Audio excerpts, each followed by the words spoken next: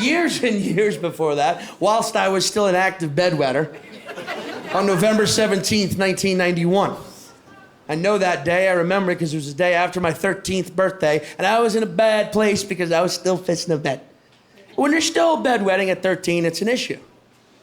And my uncle, he did what uncles do, which is where they think your parents can't get the job done, so they take a crack at it.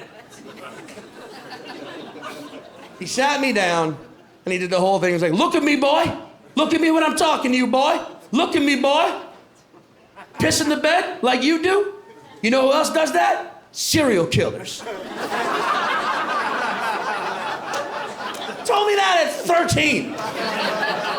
Like that is what was gonna wake me up from my bedwetting nightmare. And I'd go take a piss in the toilet of maturity. I was like, that's a lot to tell a 13-year-old. Then if you didn't know that, yes, a trait that a lot of serial killers share is wetting the bed into their adult years.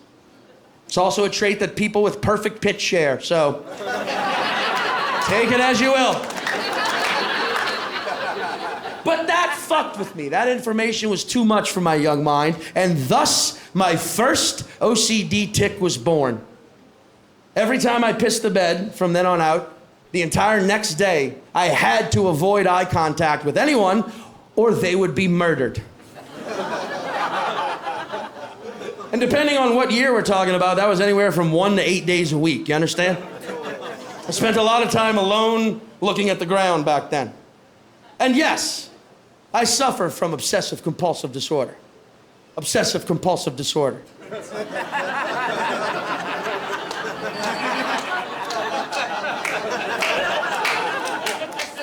A lot of people are under the impression that these past 2 years have been like a dream come true for those of us with OCD because we get to wash our hands a lot. Do you think we like washing our hands? Is that what you think? Do you think people like succumbing to their mental illness? Is that what you think? Do you think schizophrenics are like, oh boy, the voices are back. Can't wait to hear what they're up to. Can't wait to hear what they got planned for me.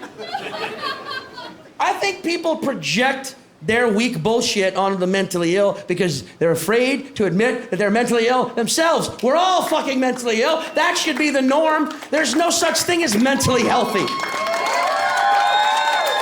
Like, seriously, we are all mentally under the weather at best. And that's what makes us interesting. Like, yes, OCD is complex, very much so. Do I wash my hands a lot? Of course I do. But not for the reasons you think. I don't give a fuck about germs. I wish I was afraid of germs. No. Do I care about 90-degree angles and things being put away properly? Fuck no. Do I have to hang up all the clothes in my closet in a color-coordinated fashion? I barely even hang them up half the time. Can my food touch? Obviously. Obviously my food can touch. None of the OCD tropes apply to me. However, do I feel like in a past life I borrowed money from God and never paid God back? So in this life, God taxes me in the form of daily rituals I have to perform, and if I don't, God goes after my loved ones like a mafia boss would? Yes! That's what it feels like. Like there's a God in a heaven talking to his angels who are like his fucking capos and shit. Like, hey, did Sean Patton remember to microwave absolutely nothing for exactly 33 seconds last night? The fuck you mean no? He's got to do that every Tuesday at 11:59 p.m. on the dot. He didn't do it. Okay. Well, then I guess he don't like having a cancer-free family then, does he? Do it. Is Uncle Billy both lungs?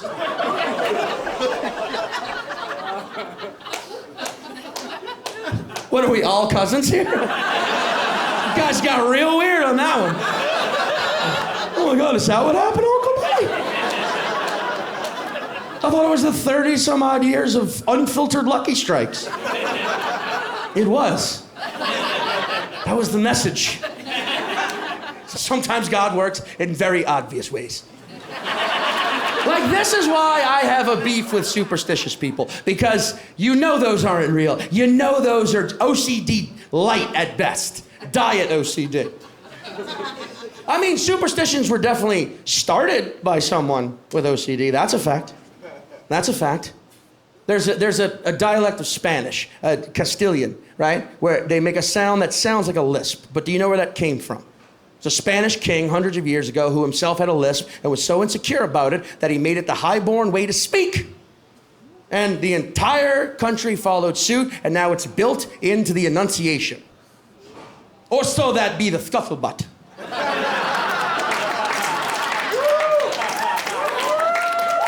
Now, the same thing happened with superstitions, I guarantee it. There was a powerful king who himself had OCD and wanted everyone to have to deal with the shit he dealt with.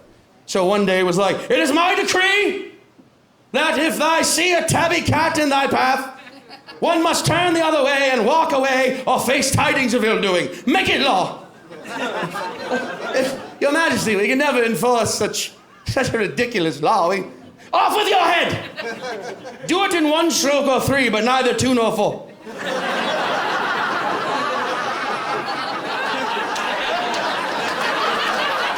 And thus, superstitions were born.